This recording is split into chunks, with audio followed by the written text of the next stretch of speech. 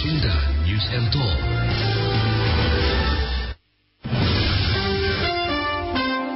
Elshinda News and Talk. Sektor ekonomi Provinsi Jawa Tengah mulai bangkit pasca pandemi COVID-19, ditandai dengan menurunnya angka pengangguran. Angka pengangguran Provinsi Jawa Tengah turun sebesar 2,1% dari 59,6% menjadi 57,5% hingga Februari 2022. Dalam hal ini, Disnaker Trans Provinsi Jawa Tengah berupaya memaksimalkan 35 balai latihan kerja yang ada untuk meningkatkan kemampuan tenaga kerja. Faktor apa saja yang perlu diperhatikan dalam penurunan angka pengangguran ini? Kami jumpai ekonom yang juga Wakil Rektor Unika Sukija Pratana Semarang, Dr. Berta Bekti Retnawati SEMSI. Elshinda News and Talk. Bu Berta, bagaimana ini faktor apa saja yang perlu diperhatikan dalam penurunan angka pengangguran ini? Ya, terima kasih Mbak Nila. Selamat siang para pendengar Elshinda. Ya, menurut saya bahwa ini menjadi situasi yang cukup menggembirakan ya Mbak Nila, karena di kondisi pandemi, sebenarnya pandemi juga belum berakhir, tetapi kita mulai bangkit ya dari situasi pandemi ini, dan ternyata Jawa Tengah luar biasa. Di tengah-tengah badai pandemi, kita bisa menurunkan 2,1 di tahun 2022 ini menjadi sesuatu yang ya menggembirakan untuk kita semua.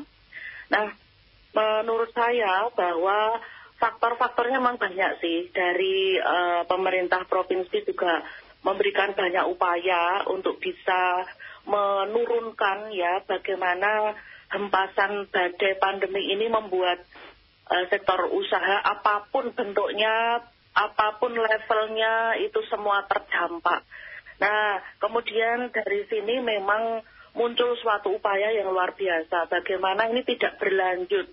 Karena kalau berlanjut dengan kenaikan pengangguran ini menjadi sesuatu masalah yang sifatnya adalah masalah yang kompleks. Nah, menurut saya pemerintah provinsi luar biasa karena ternyata bahwa bantuan langsung tunai dari pemerintah pusat pun juga bisa menjadi sesuatu yang bisa dimaksimalkan di provinsi kita. Kemudian senyatanya juga bahwa mencoba untuk menarik investasi ini Mbak Nila, ini juga menjadi upaya terobosan dari pemerintah provinsi agar tentunya kalau investor masuk di tempat kita, ini menjadi sesuatu harapan, ada asa, di mana penyerapan tenaga kerja ini juga akan mendapatkan tempatnya. Kalau banyak angkatan kerja yang siap bekerja, tapi tidak ada tempatnya kan juga menjadi sesuatu beban yang besar bagi pemerintah. Nah, saya mengapresiasi pemerintah kita di Jawa Tengah ini, investasi di Jawa Tengah meningkat loh ya. Jadi semester 1 di tahun 2022 ini mencapai 39,19 triliun. Memang dari target 65 triliun belum mencapai target ya. Tapi penyerapannya menjadi luar biasa ini. Ya, ada sekitar 116 ribu jumlah tenaga kerja terserap. Oleh karenanya, ini menjadi sesuatu angin segar, investasi yang digenjot. Kemudian pemerintah juga melakukan pendampingan UMKM. Ini nggak bisa kita abaikan. UMKM itu adalah pelaku mayoritas, baik itu di skala nasional atau di skala provinsi kita. Oleh karenanya, pendampingan UMKM ini harus terus berkelanjutan, harus terus dilakukan. Karena kita ketahui UMKM itu dari sekian ribu yang ada di Jawa Tengah, kalau bisa menambah 1 atau 2 atau malah 3 tenaga kerja, padahal jumlah UMKM di Jawa Tengah yang didampingi loh ya, yang sudah didampingi oleh Dinas Perindustrian dan Koperasi itu ada sekitar 177 ribu. Nah, kalau ini dikalikan dengan 1 sampai 3 tenaga kerja yang terserap, wah ini menjadi sesuatu yang luar biasa. Itu Mbak Nila, jadi bagaimana upaya-upaya tadi, termasuk juga satu ya, saya mencatat ada beberapa daerah yang juga inovasi-inovasi untuk menurunkan pengangguran ini luar biasa loh.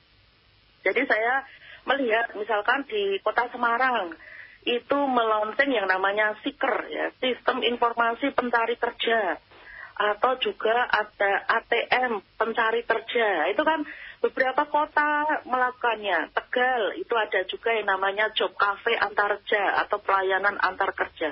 Nah, kita perlu mengapresiasi beberapa daerah juga dengan inovasi-inovasi yang luar biasa.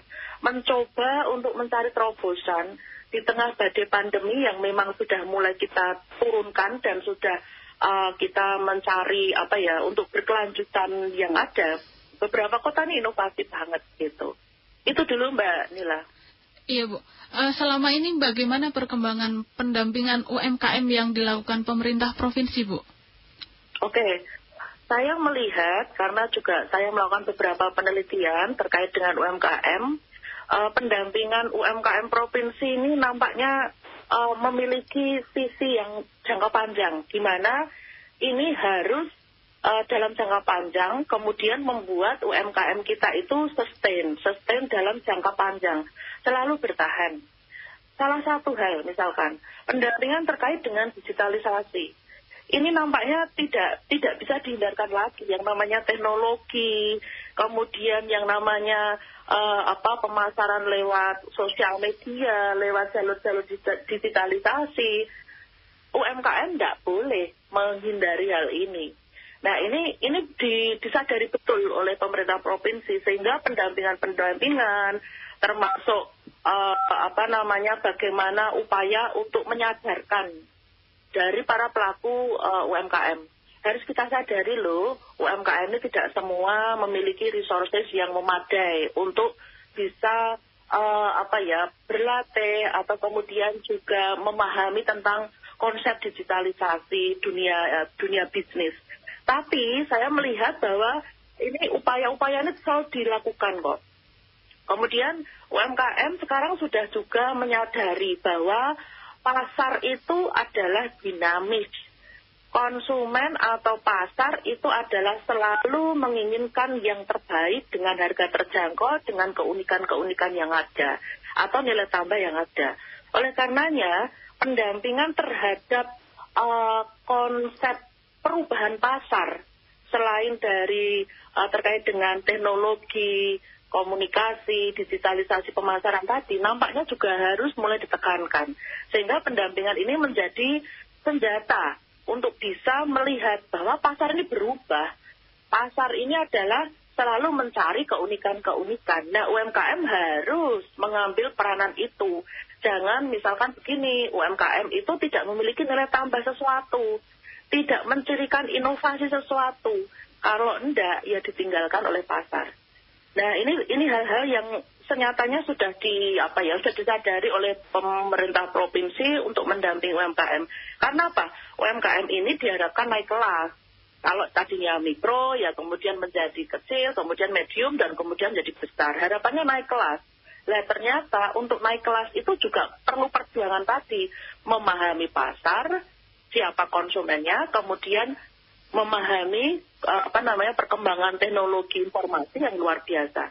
Satu lagi, pemerintah, saya melihat betul bagaimana membantu UMKM dalam akses permodalan. Karena kalau UMKM ini sudah bagus produk-produknya, tapi dia tidak punya akses permodalan untuk meningkatkan kemampuan dia untuk mencapai pasar yang lebih luas. Kemudian juga untuk melakukan inovasi-inovasi produk yang lebih baik. Nah, itu juga nanti menjadi sesuatu masalah di kemudian hari. Itu, Mbak Nila. Pelaku UMKM itu banyaknya ibu rumah tangga ya Bu ya? Ya, biasanya seperti itu ya. Tetapi ya memang karena apa sih? Karena mungkin ibu rumah tangga itu di dalam kesehariannya itu sudah terbiasa dengan yang namanya multitasking gitu ya, sambil merawat anak, kemudian juga mengurus rumah tangga, kemudian banyak di antara mereka perempuan-perempuan hebat ini yang mencari kejelian peluang begitu. Nah, ini kita patut mengapresiasi karena dengan multitaskingnya mereka, tetapi ada satu, dengan kesederhanaan pola pikir, kemudian juga dengan kebiasaan-kebiasaan yang masih sebenarnya harus diasah, ini menjadi sesuatu. Jadi harus ada balance. Bagaimana multitasking tetapi juga ditingkatkan skillnya. Dengan apa? Dengan pelatihan-pelatihan itu. Terus nampaknya pemerintah provinsi itu selalu mengharapkan kerja sinergis gitu. Jadi pentahelik atau bagaimana semua pihak itu bisa bergotong royong bekerja sama. Makanya pemerintah provinsi selalu mendukung ketika semua siapapun termasuk perguruan tinggi untuk masuk di dalam UMKM. Karena apa? Dengan sumber daya manusia yang ada di perguruan tinggi, mereka bisa mendampingi UMKM dengan segala aspek yang ada, permasalahan yang ada. Ini nampaknya menjadi sesuatu saling menguntungkan. Perguruan tinggi memberikan ilmunya, mengaplikasikan implementasi secara empiris, kemudian UMKM mendapatkan pendampingan yang betul-betul bermanfaat. Begitu, Mbak Nila.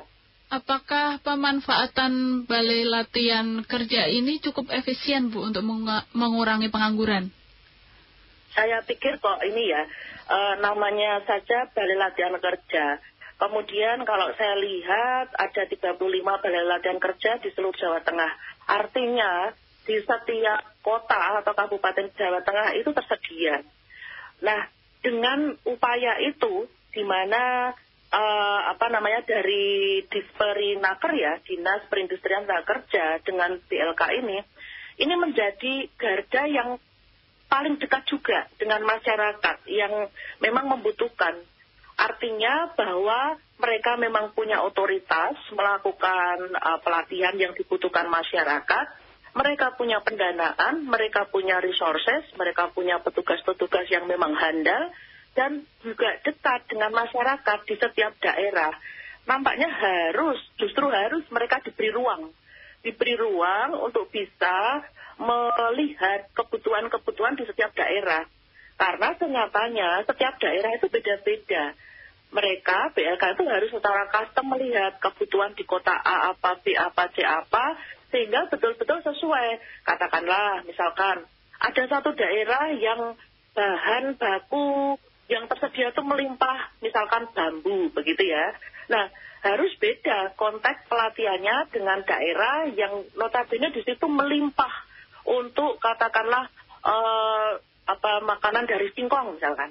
Nah, berarti apa? Dari situ harus ada potensinya itu harus semakin ditingkatkan karena mereka yang mengenal betul daerah-daerah masing-masing dengan nilai tambah yang ada. Oleh karena itu justru ini menjadi kebebasan atau perluasan ruang gerak untuk BLK. Nampaknya harus semakin dimaksimalkan. Dan saya melihat sisi positif adalah banyak kok yang terbantu dengan BLK itu. Banyak resources kita, masyarakat kita yang mungkin masih bingung mau ngapain, kemudian bekerja sebagai apa, tapi ketika disapa, diberikan kesempatan sesuai dengan daerah yang ada, nampaknya ini menjadi sesuatu asa yang baik gitu Mbak Nila. Bu, ini kan semakin besar lulusan dari universitas, Bu. Apakah akan berpotensi semakin banyaknya pengangguran baru yang muncul? Bu Berta, bagaimana melihat ada upaya atau antisipasi dari pemerintah terkait hal ini? Oh ya, baik. Kita itu kan sebentar lagi kan akan mendapatkan yang namanya bonus demografi ya, di mana generasi emas, generasi produktif akan kita dapat nanti di 2030-an. Mestinya sebagian besar lebih dari 60% harusnya atau 50% ke atas lah harusnya diisi oleh usia-usia produktif yang siap bekerja, siap untuk bisa melakukan karya-karya, entah itu bekerja di bidang usaha di pemerintahan, di swasta atau menjadi wirausaha mandiri. Nah, satu hal problem di Jawa Tengah itu adalah ini real ya, ini nyata bahwa masih banyak loh yang ternyata memang kita itu masih lulusannya banyak, 60% itu didominasi oleh dari SD, SMP, SMA.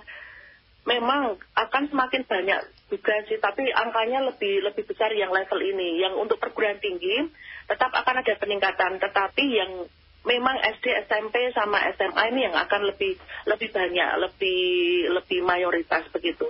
Nah, kalau melihat dari lulusan perguruan tinggi, ini menjadi PR besar.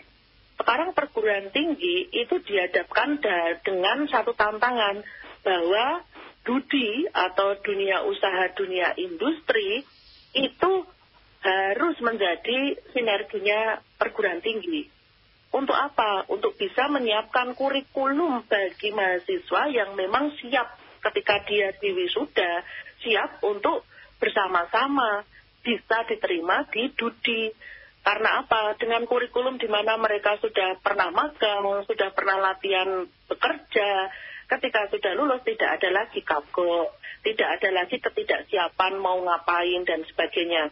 Nah, sinergi-sinergi ini yang nampaknya harus menjadi tugas dari perguruan tinggi untuk menjadikan satu kurikulum yang tadi siap untuk bisa link and match. Karena PR kita adalah membuat lulusan dan membuat siapapun dari yang ada di perguruan tinggi adalah memiliki skill, memiliki matching antara kebutuhan kerja dan pencari kerja. Jadi ini memang menjadi sesuatu harapan. Kami dari perguruan tinggi pun berharap banyak nih, dari DUDI membuka banyak pintu begitu. Jadi agar tidak ada kesan perguruan tinggi kok merepotkan, enggak. Tapi bahwa di sini ada kesadaran bersama.